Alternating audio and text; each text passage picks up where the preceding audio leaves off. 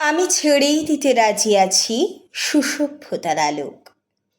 আমি চাই না হতে নববঙ্গে নবযুগের চালক।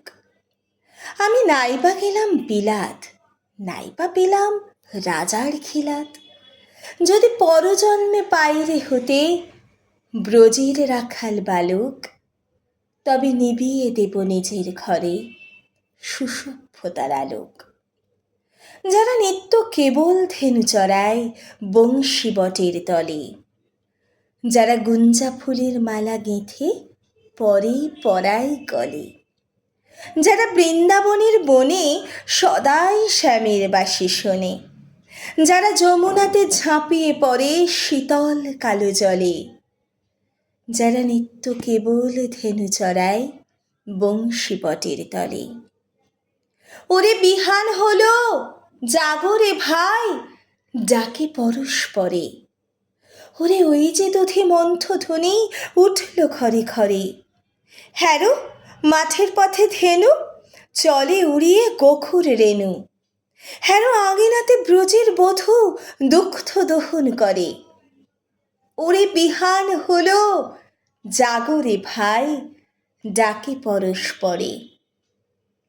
ওরে শাওন মেঘের ছায়া পড়ে কালো তমাল মূলে। ওরে এপার ওপার আঁধার হলো কালিন্দির কুলে। ঘাটে গোপাঙ্গনা ডরে কাঁপে খেয়া তরির পরে। হ্যারো কুঞ্জবনে নাচে ময়ূর কলাপ খানি তুলে। ওরে শাওন মেঘের ছায়া পড়ে কালো তমাল মূলে।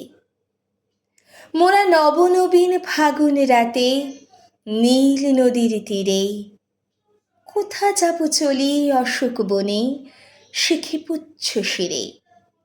যবে দোলার ফুলরশি দিবে নিপো শাখায় কষি, যবে দক্ষিণ বায়ে বাঁশির ধ্বনি উঠবে আকাশ ঘিরে।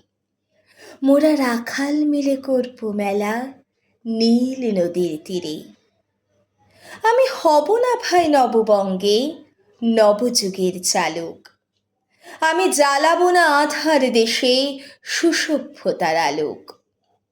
যদি ননি ছানার গায়ে কোথাও অশোক নিপির ছায়ে, আমি কোনো জন্মে পারি হতে ব্রজের গোপ বালক, তবে চাই না হতে নববঙ্গে নবযুগের চালক।